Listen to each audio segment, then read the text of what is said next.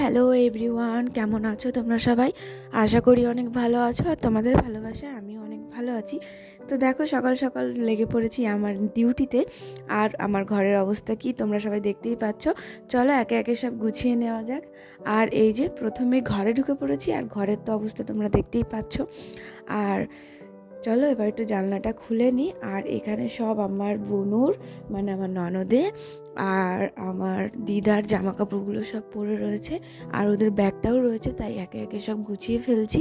আর এগুলো অনেক দিন ধরেই পরে রয়েছে, ঠিক করে গোছাতে পারছিলাম না, তো সেই কারণে আজকে ভাবছি যে সব গুছিয়ে নিই। আর এই কদিন না সময় পাইনি ঠিক করে, তার জন্য গুছিয়ে উঠতে পারছিলাম না। তারপরে ওখানে যা জামা কাপড় ছিল সেগুলো সব ভাঁজ করে এবার চলে এসেছি বিছনা গোটাতে। আর আমার হাজব্যান্ড বাড়ি চলে এসেছে, আর আমার হাজব্যান্ড বাড়ি আসলে এরকম সবসময় আমার ঘর এলোমেলো হয়েই থাকে। আমি যতই গুছিয়ে রাখি না কেন, কোনো সময় গোছানো থাকে না। ও যে কি করে ঘর এলোমেলো করে রাখতে পারে সে ওই জানে একমাত্র। সেই কারণে আমি বেশি হাত দিই না, ও যা করে করুক, দুদিনের জন্য আসে তো এর জন্য বেশি কিছু বলিও না, যে যা করে করুক। আমি যতটুকু পারি গুছিয়ে রাখার চেষ্টা করি, না হলে ওরকমভাবেই পড়ে থাকে। আর ও চলে গেলে তো সবসময় আমার ঘর দূর পরিষ্কার পরিচ্ছন্ন হয়েই থাকে, তো তখন কেউ নষ্ট করারও নেই আর গোছানোরও নেই। তো দুদিনের জন্য আসে, সেই কারণে আর কিছু বলি না। ঘরটা সব গোছানো হয়ে গেছে, এবার ঘরটা একটু ঝাড় দিয়ে নেব। আর যতগুলো ঘর আছে আজকে আমি তোমাদের সাথে সব ঘরগুলোই শেয়ার করব, ঝাড় দেওয়া, পরিষ্কার পরিচ্ছন্ন করা। তো সকাল থেকে আজকে আমার কাজকর্ম এই, আর যা বাসি কাজ আছে ওগুলো তো হয়ে গেছেই। আমি ঘুম থেকে উঠেছি প্রায় 7টা বাজে, প্রায় 7টা সাড়ে 7টা বাজে। আর আজ এখন যেহেতু শীতকালের বেলা, সেই কারণে না বেশি মানে কখন যে সকাল হয়ে যায় আমি বুঝতেও পারি না, কেউ বুঝতে পারে না, সেই কারণে একটু দেরি হয়ে গেছে। আর এই যে দেখো আমার ঘরটা গুছিয়ে চলে এসেছি, ঝাড়পেট দিয়ে চলে এসেছি। এবার চলে এসেছি ঠাম্মার ঘরে। ঠাম্মার ঘরে নিচের বিছনা উপরের বিছনা সব পড়ে রয়েছে। আর ঠাকুমা ওপরে শয় আর দাদু নিচে শয়, তো সেই কারণে এই যে নিচের বিছনাটাও এবার গুটিয়ে নিচ্ছি, আর ওপরের বিছনাগুলোও গোটানো হয়ে গেছে। আর নিচের বিছনাটা গোটাতে আমার খুব বিরক্ত লাগে, একসাথে যে কতগুলো কাঁথা ভাঁজ করতে হয় আমার ভালোই লাগে না। মাঝে মাঝে মনে হয় কি দূর ভাঁজ করব না, এমনি জড়ো করে রেখে দিই। আবার ভাবি না, ঘরের লোকজন আসলে দেখতে খারাপ লাগে, লোকজন খারাপ বলবে, তার জন্য আবার সেই ভাঁজ করে রেখে দিই। সত্যি বলছি, একটুও ভালো লাগে না ভাঁজ করতে ডেলি ডেলি। মাঝে মাঝে ঠিক আছে, কিন্তু সবসময় ভালো লাগে না। তারপর এইদিকে এই ঘরটা ভালো করে গুছিয়ে এই যে এই ঘরটাও ঝাড় দিয়ে নিচ্ছি। আর এই ঘরের এই ঝাঁটাটা নেওয়ার কারণ হচ্ছে এগুলো ঢালাইয়ের ঘর, আর আমার ঘরটা সানের ঘর তোমরা দেখতেই পাচ্ছ, তো ওর জন্য ওই ঘরে ওই বড় ঝাড়ুটা ইউজ করি। আর এদিকে ঢালাইয়ের ঘরে এই ঝাঁটাটাই বেশিরভাগ এখন ইউজ করছি। আর এটা দিয়ে ইউজ করলে এই একটা কারণ যে মানে নোংরাগুলো তাড়াতাড়ি চলে যায়, ঝাড়টাও তাড়াতাড়ি দেওয়া হয়, আর ক্ষয়ও কম হয়। আর ওই বারণটা বেশি ক্ষয় হয় ওই ঝাঁটাটা আর কি, সেই কারণে ওই ঝাঁটাটা বেশি ইউজ করি না। আর এই যে দেখো ঘরটা সব ঝাড় দিয়ে নিয়ে এসে এবার বাইরের সিঁড়িটা ঝাড় দিয়ে নিচ্ছি, এরপর উঠোনটাও ঝাড় দিয়ে নেব। আর একে একে যা নোংরা আছে সব পরিষ্কার পরিচ্ছন্ন করে নিচ্ছি। আর আমাদের ঘরে যে এত ধুলো হয়, ধুলো হওয়ার কারণ আছে, ঢালাইয়ের ঘর তো খুব নোংরাগুলো জমে যায়। আর আর আমাদের উঠোনে যেহেতু প্রচুর বালি মাটি, সেই কারণে আরও বেশি মানে একটু ধুলো হয়। আর এই যে দেখো এবার উঠোনটা ঝাড় দিয়ে নিচ্ছি। উঠোন ঝাড় দেওয়াই ছিল, বাসি কাজ তো সকালে হয়ে গেছে। আর এটা হচ্ছে ঘরের সামনে যে ঘরটা ঝাড় দিলাম, যে নোংরাগুলো ছিল সেগুলো ঝাড় দিয়ে জাস্ট ওইদিকে দিয়ে দিচ্ছি। আর ঘরের সামনে নোংরা করে রাখতে ভালো লাগে না, সেই কারণে একটু ঝাড় দিয়ে নিচ্ছি, আর উঠোনটাও পরিষ্কার হয়ে থাকে, সেই কারণে এরকম করে একটু ঝাড় দিয়ে পরিষ্কার করে রাখা। এই আর এছাড়া সকালবেলা সব কাজ করা হয়ে গেছে। তারপরে উঠোন ঝাড় দিয়ে এসে এই যে ঘরটার ঝাড় দিয়ে গেছি। আর এই পা মোছাগুলো ভালো করে মেলে নিই, মানে গুছিয়ে দিইনি, তো সেগুলো এখন পেতে দেব। আর সকাল সকাল তো আমার এখনকার মতন সব কাজ কমপ্লিট করা হয়ে গেছে। আর এই যে ঘরের টুকটাক এবার যেগুলো যেগুলো পড়ে রয়েছে গোছানো গাছানো, সেগুলো গুছিয়ে নেব। আর আমি এত কুড়ে, কে আমার মতন এরকম কুড়ে যে এইখানে এটা হচ্ছে গুটিয়ে গেছে, সেটা হাত দিয়ে ঠিক করলে 1 মিনিটের মধ্যে, কয়েক সেকেন্ডের মধ্যে ঠিক হয়ে যাবে। কিন্তু আমি না, দেখো তোমরাই দেখো কতক্ষণের মধ্যে আমি ওটা পা দিয়েই ঠিক করলাম। এরকম গাছ কুড়ে কে হয় ছোটোখাটো জিনিস নিয়ে, তোমরা একটু প্লিজ আমাকে কমেন্ট করে বলো তো। আমি এরকম ছোটোখাটো, আমি না নিচু হতেও কষ্ট হয়, এরকম একটা ভাব আর কি। যাই হোক, এই ভিডিওটা দেখে আমার এরকমই মনে হচ্ছে আমি এত কুড়ে যে আমি ওটা পা দিয়েই ঠিক করছি, নিচু হয়ে হাত দিয়ে ঠিক করলেই হয়ে যেত, তা না, ওই পা দিয়েই ঠিক করছি। যাই হোক, তারপরে দেখো এদিকে সব গুছিয়ে গাছিয়ে নিচ্ছে। আর এটা হচ্ছে আমার ননদের ব্যাগ, আর ওটা হচ্ছে আমার দিদার ব্যাগ। তো ওরা আমাদের বাড়িতে বেড়াতে এসছে। তো প্রথমেই বললাম, দেখো যেই বাড়ির মেয়ে সেই বাপের বাড়িতে বেড়াতে এসছে, ভাবতেও কেমন লাগে না। তো ও এই বাড়ির মেয়ে ছিল একদিন, আজকে ও ওর বাপের বাড়িতে বেড়াতে এসেছে। তারপর দেখো এদিকে আমার ঘরটা সব গোছানো হয়ে গেছে, আর আমার ঘরটা একটু ঘুরিয়ে তোমাদের দেখিয়ে দিচ্ছি কেমন হয়েছে অবশ্যই বলো। চলো এবার শু ক্যাবিনেটের ওখানটায় যত জুতো আছে, এই মানে কয়দিন আগে আমরা বেড়াতে গেছিলাম, তো সব জুতোগুলো বাইরে রয়েছে। জামা কাপড় তো দেখিয়েছি, গয়নাগাটিও দেখিয়েছি, তো এবার চলো জুতোগুলো দেখাই। তো জুতোগুলো এরকম করে এখন আমি গুছিয়ে গুছিয়ে রেখে দিচ্ছি, আর কোনটা কোথায় রাখবো আমি বুঝতে পারছিলাম না, সেই কারণে আবার এক্সচেঞ্জ করে রাখলাম। আর ওগুলো নিচে রাখার একটাই কারণ, ওই জুতোগুলো আমার হাজব্যান্ড ডেলি সন্ধেবেলা পরে মানে ব্যাডমিন্টন খেলতে যায়, সেই কারণে প্রথমে ওপরে রেখেছিলাম, তারপর আবার নিচে রেখে দিলাম। তো এক ধাক্কায় রেখেছি, আবার আর এক ধাক্কায় নিয়ে আসলাম। তো এরকম করে এখন জুতোগুলো সব সাজিয়ে রেখে দিচ্ছি, আর জুতো বাইরে পরে থাকলে একটুও ভালো লাগে না দেখতে, সেই কারণে। আর এই যে এখন সব কিছু গুছিয়ে গাছিয়ে আমার রাখা কমপ্লিট হয়ে গেছে। এবার চলো বুনুর ফোনটা একটু চার্জে দিয়ে দিই। আর আজকে যেহেতু আমাদের একটু ডাক্তার দেখাতে যেতে হবে বুনুকে নিয়ে, বুনুর শরীরটা একটু ভালো না, সেই কারণে। তো সেই কারণে একটু ফোনটা চার্জ দিয়ে দিই, এরপর আবার আমাদের 9টার সময় ট্রেন ধরতে হবে, মানে 9:20 ট্রেন ধরতে হবে।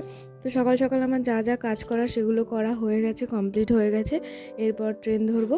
আর এবার চলো একটু ড্রেসিং টেবিলটা গুছিয়ে নেওয়া যাক, কারণ ড্রেসিং টেবিলটাও এলোমেলো হয়ে রয়েছে, তোমরা দেখতেই পাচ্ছ। আর আমার হাজব্যান্ড বাড়ি আসলে এরকম সব কিছু এলোমেলো হয়েই থাকে, সব অগোছলো হয়েই থাকে, সেই কারণে এই যে চলো গুছিয়ে নেওয়া যাক। আর একে একে সব কিছু গুছিয়ে রাখছি। এগুলো কখন কোথায় এলোমেলো হয়ে থাকে আমি নিজেও বুঝতে পারি না, মাঝে মাঝে তো গুছাই না, এরকমই পড়ে থাকে। তো যখন ভালো লাগে তারপরে গিয়ে একটু গুছাই, সবসময় গোছানো সম্ভবও হয় না। আর ও বাড়ি থাকলে সবসময় এগুলো এলোমেলো হয়ে থাকে। এছাড়া আমাদের বাড়ির আমার শাশুড়ি শ্বশুরকেও আমার ঘরে এইসব জিনিস এলোমেলো করে না, সবাই যেটা জিনিস সেখানেই রাখে, ওই একমাত্র এরকম সব কিছু এলোমেলো করে রাখে, সেই কারণে আমার একটু সমস্যা হয়। তারপর এই যে এখানে একটু মুছে নিচ্ছি, হালকা ধুলো পড়েছে যেহেতু, সেই কারণে। তো আয়নাটাও হালকা মুছে নিচ্ছি, কারণ এগুলোর মধ্যে হালকা হালকা ধুলোই পড়েছে, আর একটু মুছে নিলে জিনিসটা ভালোও থাকে। এক কথায় যত্নের জিনিস যত্ন রাখাই ভালো, শখের জিনিস যত্ন রাখাই ভালো। এই যা হলো, আমার এদিকে সব গোছানো হয়ে গেছে, স্নান করে বেরিয়ে পড়ি। আর এই যে দেখো বেরিয়ে পড়েছি, স্টেশনে চলে এসেছি। আর আমরা যে এখানে কি তাড়াহুড়ো করে রেডি হয়েছি আমরাই জানি, 2 মিনিটে রেডি হয়েছি, জাস্ট 2 মিনিট লেট হলে আমাদের ট্রেনটা আজকে মিস হয়ে যেত। তো 2 মিনিট জাস্ট, মানে একদিকে সিঁদুর পরেছি, মাথা আঁচড়াইনি ঠিক করে, ক্রিম তো রাস্তায় মাখতে মাখতে গেছি, বাইকে গেছি, সেই কারণে বাইকে বসে বসে ক্রিম মাখতে মাখতে গেছি। মানে আমরা এই যে এখানে এসে দেখো ও চুল ঠিক করছে, মানে আমরা রেডি হতে হতে এসেছি, সেই কারণে আমরা হাসছি এখন ভিডিও করতে গিয়ে। মানে এমন একটা পরিস্থিতি কি বলবো, বলে বোঝাতে পারবো না।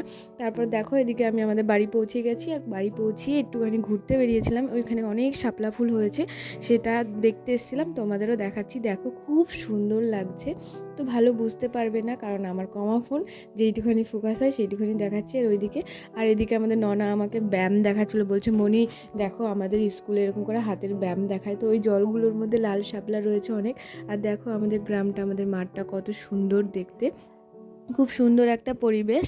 আর দেখো খুবই ভালো লাগছে, আর এখানে অনেক রোদ ছিল বলে আমি বলছি চল বুনু বাড়ি চল, আর থাকবো না। আর এদিকে এই মহারাজকে আমি ডাকছি, এই মহারাজ শুনছেই না, ও ওর অ্যাটিটিউড নিয়ে হেঁটে চলে যাচ্ছে। তারপর এইদিকে বাড়ি চলে এসেছি, বাড়ি এসে মা বলছে ভাত খেয়ে নিবি, চল ডাক্তার কাছে যেতে হবে আবার। সেই কারণে আমি আর আমার ননদিনী খেতে বসে পড়েছি। আর খেতে বসে খুব হাসি ঠাট্টা করছিলাম, ওইদিকে ওর বাবা বসে রয়েছে, আমি ভিডিও করছিলাম বলে বাবা হাসছিল। আর এদিকে মা বাঁধাকপি দিয়ে দিয়েছে, আর ইনি আবার লবণ ছাড়া ভাত খেতে পারে না, এরা লবণ মানে লবণ না দিলে ওদের ভাত মানে মুখেই ওঠে না, পাতে লবণ দিতে হবে, খাক বা না খাক, এদের একটা অভ্যেস হয়ে গেছে। তারপর মা আমাকে জোর করে মাথা ঘষিয়ে দিয়েছে, মানে আয় তোর মাথা ঘষে দিই, তোর মাথা নোংরা হয়ে রয়েছে, মানে ধুলো হয়ে রয়েছে, মাথায় তেল ছিল তার মধ্যে, আমি ওইভাবেই চলে এসেছি। মা জোর করে বাথরুমে ঠেসে নিয়ে গিয়ে মাথা ঘষিয়ে দিয়েছে, সেই কারণে রোদে বসে বসে এখন আমি মাথাটা একটু শুকোচ্ছি। তারপর এই যে আমি একটু মার শাড়ি পরে নিয়েছি, শাড়ি পরে এই যে বেরিয়ে পড়ছি দুজনে ডাক্তার দেখাতে। তো তারপর বনুও বেরিয়ে পড়ছে, আর মা আমি আর বনুই যাব সেই কারণে। আর ওখানে গিয়ে দেখি ওখানকার কি পরিস্থিতি, আর তারপরে তোমাদের সাথে তো সব শেয়ার করছি, সব শেয়ার করবই। তো চলো বেরোনো যাক। তো আমি কেন যে তুতলিয়ে যাই আমি নিজেও বুঝতে পারি না, আমি মনে হয় মাঝে মাঝে পাগল হয়ে যাই, হতেই পারে। তো তোমাদেরকে ঠিক করে মাঝে মাঝে আমি ভিডিও দিতে পারছি না, সেই জন্য আমারও মন খারাপ রয়েছে, তাই আমি চেষ্টা করছি তোমাদেরকে ঠিকঠাকভাবে ভিডিওটা দেওয়ার। তো তোমরা প্লিজ আমার ভিডিওগুলো দেখো প্রথম থেকে শেষ পর্যন্ত, আমি শেষের দিকে এসেই বলছি। তো এই যে দেখো এখন ডাক্তারের এখানে এসে দেখি প্রচুর ভিড়, প্রচুর ভিড়। আমাদের নাম্বার সেই 44 নাম্বারে। তো এখন বাজে মনে হয় মিনিমাম 4টে বাজে, আমরা এসেছি 1টার সময়। তো আমরা ডাক্তার দেখাতে দেখাতে অনেক রাত হয়ে যাবে আমার যা মনে হচ্ছে, কারণ আমাদের নাম্বার সেই 44 নম্বরে। আর মানে 2 ঘন্টার মধ্যে 10টা পেশেন্ট দেখেছে, মানে তোমরা বুঝতে পারছো কত দূর। তারপর আমাদের ডাক্তার দেখাতে দেখাতে রাত হয়ে গেছে, সেই কারণে আমরা ওই বাড়িতেই থেকে গেছিলাম। তারপর বুনু আর আমি সকালবেলা এই যে বাড়ি চলে যাচ্ছি, তাই স্টেশনে বসে রয়েছি। আর ওই যে পেছনে ভান্ডারটিকুড়ি লেখা রয়েছে তোমরা দেখতেই পাচ্ছ। আর এই যে দেখো ভান্ডারটিকুড়ি স্টেশন সকাল সকাল পুরো ফাঁকা, একদমই কোনো লোকজন নেই। নবদ্বীপ স্টেশনে আবার খুব লোক হয়, সেই কারণে নবদ্বীপে আমরা যাই না, আমরা এই ভান্ডারটিকুড়ি স্টেশনেই যাই। আর ভান্ডারটিকুড়ি স্টেশনে আমাদের ভালো লাগে, সেই কারণে। তারপর ওই পাশে ট্রেনটা চলে যাচ্ছে, আর ট্রেনের এই ভিডিওগুলো করতে আমার যে কি ভাল লাগে। আর আমি যে ভিডিও করছি লোকজন আমার দিকে তাকিয়ে রয়েছে, সেই কারণে আমি ক্যামেরার দিকে তাকিয়ে রয়েছি, লোকজনের দিকে তাকাইনি। সেই কারণে আমি খুব ক্লিয়ারলি সুন্দর করে ভিডিওটা করতে পেরেছি। তো তোমরা যত ভিডিও করবা ক্যামেরার দিকে তাকাবে, আশেপাশে লোকজনের দিকে তাকালেই লজ্জা লাগবে। তো ক্যামেরার দিকে তাকিয়ে থাকবে, একটুও লজ্জা লাগবে না। ভালো একটা আইডিয়া দিয়ে দিয়েছি তোমাদের, তোমরা এটা কাজে লাগিও। কিন্তু আমি নিজেই কাজে লাগাই না, আমার তাও লজ্জা লাগে। কিন্তু ক্যামেরার দিকে তাকালে লজ্জাটা একটু কমই লাগে, এটা সত্যি কথা।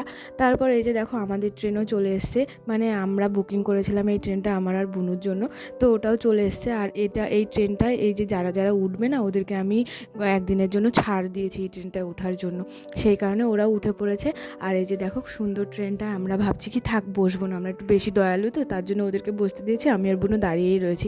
আমরা বলছি সামনের স্টেশনে নেমে পড়বো, একটুখানির জন্য বুকিং করেছি, তাহলে আর ওইদিকে বসে কী করবো, তাই ওদেরকে একটু বসতে দিয়েছি, তাই আমরা বসিনি। আর এই যে এখানে আমি দাঁড়িয়ে রয়েছি। আর ওই হকারদেরকেও বলেছি তোমরা বিক্রি করতে পারো, ওদেরকেও আমি একটু ছাড় দিয়েছি, এই যা। তারপর দেখো এখানে একটু বাইরের নাজারা দেখিয়ে দিচ্ছি, তোমরা একটু দেখো বাইরের নাজারাটা কেমন, তোমরা একটু প্লিজ কমেন্ট করে বলো বাইরের নাজারাটা কেমন। তো তারপর এই দেখো এখানে কত সুন্দর ফুলের বাগান, দেখেছো? আমি কোনোদিনও দেখিনি, এই প্রথমবার দেখছি। আমি তোমাদের সাথে এরকম করেই বলছি, মনে হয় আমি যেন জীবনে দেখিনি। যাই হোক, দেখো কত সুন্দর ফুলের বাগান।